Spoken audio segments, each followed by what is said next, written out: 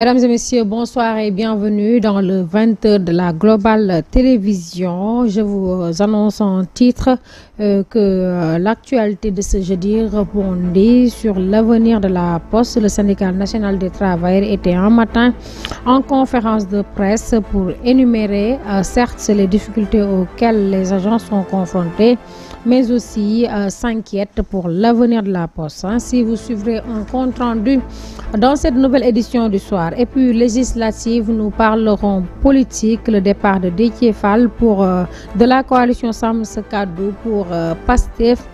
Barthélémy Diaz, qui est la tête de liste de la dite coalition, trouve que c'est un sabotage. Il l'a fait savoir lors d'un face-à-face avec Maïmouna Ndour Faye dans une émission à la 7TV. Et puis vous entendrez ses propos dans cette nouvelle édition du soir. Et puis période d'hivernage, la rédaction de Global Télévision s'intéresse à la flambée des prix concernant les légumes et certaines denrées de grande consommation. Un de nos journalistes a fait le tour au marché Tilène pour s'imprégner de la rareté des légumes et puis des denrées de grande consommation. Nous y reviendrons en détail dans cette nouvelle édition du soir. Mesdames et messieurs, c'était les titres. Dans un instant, le développement.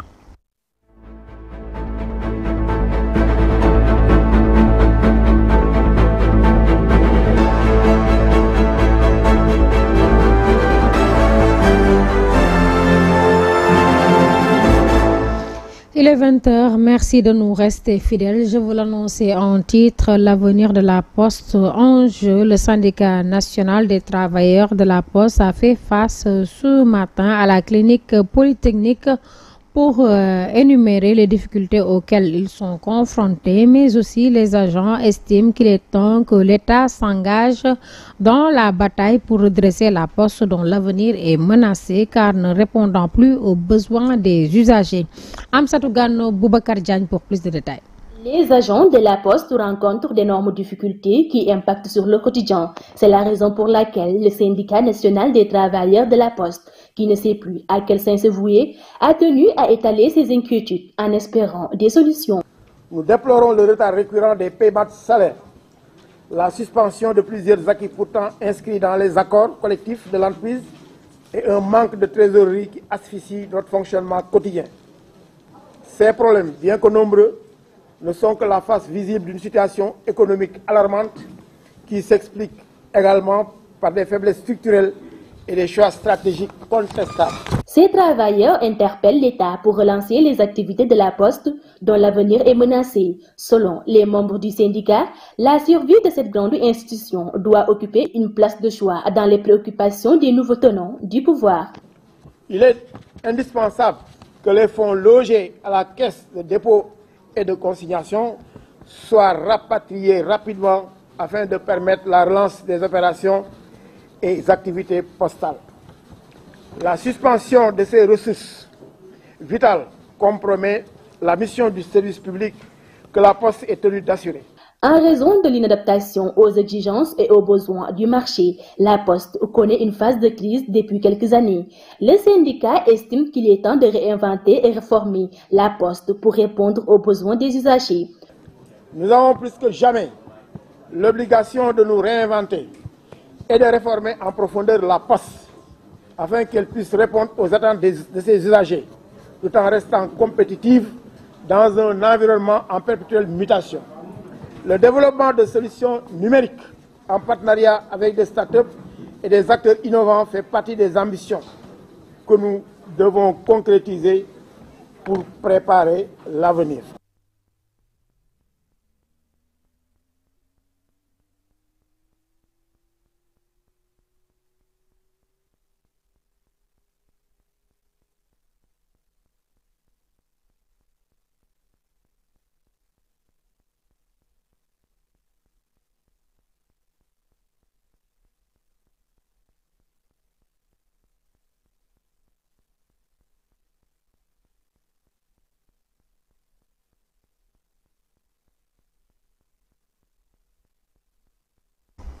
Et puis à Tambacounda, des jeunes de PASTEF très remontés. Ces jeunes de PASTEF sont remontés contre la tête de liste de la coalition Samm Sa Kaddu de Barthélémy Dias. D'ailleurs, ils comptent se mobiliser le 30 octobre, jour de procès de Bougane Gueye Dany, pour apporter la réplique à la mobilisation que comptent organiser les alliés de Bougane Gueye. Ces propos ont été tenus lors d'un point de presse. Abdoulaye Danfakha, leur porte-parole, au micro d'Amadou Diallo. M. Barthélémy Dias est venu à Tambacounda pour faire une provocation en insultant les filles de Tambacounda. Et c'est ça que nous n'avons pas accepté. Donc il n'y a pas un peureux à Tambacounda, il n'y a pas quelqu'un qui est né à Tambacounda qui a peur. Donc nous avons des responsables qui sont courageux aujourd'hui. Si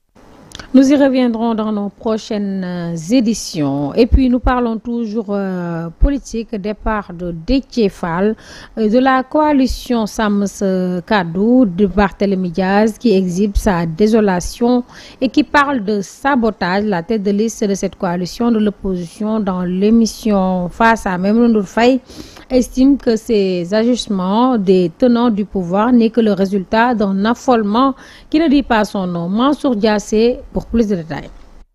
C'est presque une évidence. Après sa rencontre avec le leader du PASTEF, Déthié Fall a annoncé son retrait de la coalition Samm Sa Kaddu et rejoint de nouveau Ousmane Sonko pour les législatives du 17 novembre. Barthélémy Dias, tête de liste de la dite coalition, face à MNF, Dias estime que cet épisode est le résultat des opérations visant à saborder leur base qu'il impute au tandem Diomaye Sonko. La stratégie, c'est de décrédibiliser et de déstabiliser la coalition Samm Sa Kaddu. C'est pour la première fois, si ma mémoire ne me trompe pas, qu'un Premier ministre reçoit une personne d'une coalition concurrente à grand coût de publicité et de communication. C'est pour tout simplement déstabiliser la coalition Samm Sa Kaddu. Mais c'est voué à l'échec. Les responsables politiques de la coalition Samm Sa Kaddu, l'un des décrochés, ça fait encore partie de la stratégie. Selon Barthélémy Dias, l'affaire Déthié Fall constitue un bon baromètre et une mesure de l'état d'affolement des tenants du pouvoir. Mais l'affaire Déthié Fall montre l'état d'affolement des tenants du pouvoir qui savent qu'ils vont laisser des plumes dans ces élections législatives. C'est pourquoi qu'ils procèdent à des tentatives de débauchage de maires et d'élus locaux. Mais ils savent que les Sénégalais vont leur montrer qu'ils se sont trompés en les mettant à la tête du pays. Les Sénégalais savent très bien, en grande partie, qu'ils se sont trompés. Le maire de Dakar de marteler encore que les tenants du pouvoir se livrent à cœur joie des tentatives de débauchage des maires et élus locaux. La tête de liste de la coalition Samm Sa Kaddu estime qu'il se trompe de stratégie. Bougane en prison, Déthié Fall quitte les rangs, autant de désagréments subis par cette formation de l'opposition. Partant de cela, Barthélémy Dias, invité à l'émission Face à MNF, estime que ce sont des manœuvres de déstabilisation du pouvoir actuel. Le ralliement de Déthié Fall au parti PASTEF est une trahison à la coalition Samm Sa Kaddu, du moins c'est l'avis du journaliste politique, analyste politique Bachir Fofana, car selon lui, l'impact de ce départ sur la dite coalition dépendra de la réplique et du comportement de ses leaders politiques. Il s'est entretenu au téléphone avec Aïssa Touba. Déthié Fall n'a pas rallié Ousmane Sonko. Déthié Fall a plutôt trahi la coalition dans laquelle elle était. Et cette coalition a un nom très significatif en langue wolof. Samm Sa Kaddu, ça veut dire respecter sa parole. Donc Déthié n'a pas eu l'honneur de respecter sa parole, c'est-à-dire d'être avec des gens. Maintenant, quelles que soient les explications qu'il a fournies pour justifier sa trahison, c'est quelque chose qui ne pardonne pas, d'autant plus que même certains sur les réseaux sociaux commencent à parler de Gatché Fall, donc Gatché voulant dire honte en wolof. Quel impact cela peut-il avoir sur la coalition Samm Sa Kaddu? Mais il faut d'abord constater que le premier impact est déjà dans les rangs du parti de Déthié Fall. On a vu des gens qui étaient à des postes de responsabilité le quitter. Parce qu'effectivement, cela montre qu'il n'y a pas d'éthique, qu'il n'y a pas de morale dans ce qu'il a fait. Et maintenant, quel impact cela peut-il avoir dans les rangs de la coalition qu'il a quittée? Tout dépendra de comment cette coalition va manœuvrer pour se sortir de cette situation. Mais en tout état de cause, ça a le don peut-être de réveiller cette coalition, ça a le don peut-être de les galvaniser et de prouver à l'opinion de cette coalition que Déthié n'est pas un élément aussi important que cela. Parlons de la journée des Nations Unies. Le secrétaire général des Nations Unies, Antonio Guterres, a salué des solutions apportées par l'organisation pour apaiser les tensions, jeter des ponts et bâtir la paix. Dans son message publié ce jeudi 24 octobre à l'occasion de la journée des Nations Unies, il rappelle que l'ONU a été créée par le monde et pour le monde. Mame Awa Sall pour plus de détails. Chaque 24 octobre, la communauté internationale célèbre la journée des Nations Unies. Pour l'occasion, le secrétaire général des Nations Unies, Antonio Guterres, a salué des solutions apportées par l'organisation pour apaiser les tensions, jeter les ponts et bâtir la paix. Dans son message publié ce jeudi 24 octobre, il rappelle que l'ONU a été créée par le monde et pour le monde. Depuis 1945, elle permet aux pays de faire cause commune pour trouver des solutions mondiales à des problèmes mondiaux. Des solutions pour éliminer la pauvreté, stimuler le développement durable et défendre les plus vulnérables. Des solutions pour apporter une aide vitale aux personnes aux prises avec des conflits, des violences, des difficultés économiques et des catastrophes climatiques, a indiqué Antonio Guterres. Il révèle aussi le fait que les Nations Unies apportent des solutions pour offrir les mêmes chances aux femmes et aux filles et ainsi assurer l'égalité et la justice. Aujourd'hui, l'ONU compte 193 pays membres dont le Monténégro est le dernier en date à avoir été intégré en 2006. Cette croissance témoigne de la reconnaissance mondiale de son rôle comme plateforme de dialogue international. À noter que 2 États non membres se sont vus adresser une invitation permanente pour participer aux sessions et aux travaux de l'Assemblée générale en qualité d'observateur. Il s'agit du Saint-Siège en 1964 qui représente le pape et la curie romaine ainsi que la Palestine en 2012. À noter que le patron de l'ONU a rappelé que l'action de l'organisation restera toujours ancrée dans les valeurs et les principes intemporels de la charte et du droit international et dans la dignité et les droits humains de chaque personne. Reportage du jour, je vous l'annonçais également en titre. En cette période d'hivernage, la rédaction s'intéresse à la rareté des légumes qui fait grimper les prix, et puis vous savez bien que le panier de la ménagère en souffre car les prix prennent l'ascenseur. Cette situation conjuguée à la conjoncture fait peur aux gourgourlous. Un tour au marché Tilène nous permet de faire le constat. Un reportage signé Ndella Ndiaye Sirignon. Il est 10 heures, passé de quelques minutes au marché Tilène de Dakar. Ici, nous assistons à l'ambiance habituelle. Gruyante, marchandises, étalages. Dans ce grouillement, des lamentations en n'en plus finir. Les prix des légumes augmentent de manière fulgurante. Ce vendeur, trouvé devant son étalage, nous parle des raisons de cette hausse. Oui, en cette période d'hivernage, les prix des denrées augmentent. Tous les légumes nous viennent de l'extérieur. Mais nous espérons qu'ici peu de temps, les prix vont baisser. Non loin d'elle, Fatou, cette cliente s'inquiète de la situation actuelle du marché. Nous sommes vraiment fatigués, tout est devenu cher. Nous dépensons beaucoup d'argent rien que pour acheter des légumes. C'est difficile, vraiment, c'est pas facile à croire, mais c'est la vérité. Ce vendeur, lui, il revient sur les prix en gros des légumes en cette période. Ça y est, carotte, ça c'est carotte de Maguel 6 000.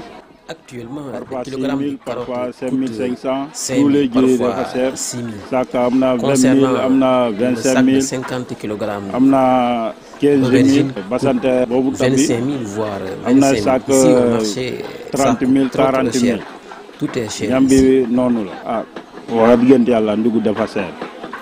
Ndugu kay da cher li. Certes, pendant la période de l'hivernage, les légumes et certaines denrées se font rares. Mais la manière dont les prix grippent font peur face à cette situation, vendeurs comme acheteurs scrutent avec beaucoup d'espoir la période d'abondance pour espérer une probabilité de baisse des prix.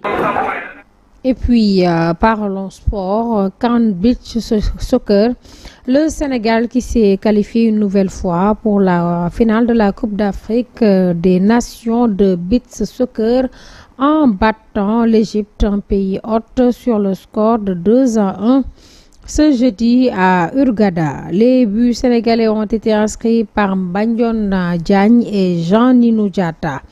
Grâce à cette performance, les Lions de la Page décrochent non seulement une place en finale, mais aussi une qualification pour la Coupe du Monde. Le Sénégal tentera de remporter un 8e titre africain ce samedi 26 octobre face au Maroc ou à la Mauritanie. Et puis parlons toujours sport, classement FIFA octobre 2024. Bonne nouvelle pour les Lions du Sénégal. Ils ont réintégré le top 20 mondial dans le dernier classement FIFA actualisé ce jeudi 24 octobre. Les protégés de Pape Thiaw occupent désormais la 20e position. Les deux dernières victoires contre le Malawi ont visiblement fait du bien. En Afrique, c'est toujours le statu quo. Le Sénégal est toujours deuxième derrière le Maroc qui a gagné une place pour se hisser à la 13e position mondiale. Mesdames et messieurs, c'était tout pour ce 20h. Merci de l'avoir suivi. Nos remerciements à toute l'équipe technique ainsi qu'à la rédaction de Global Télévision. Bonne suite des programmes sur GTV et merci de nous rester fidèles. Bonne fin de soirée.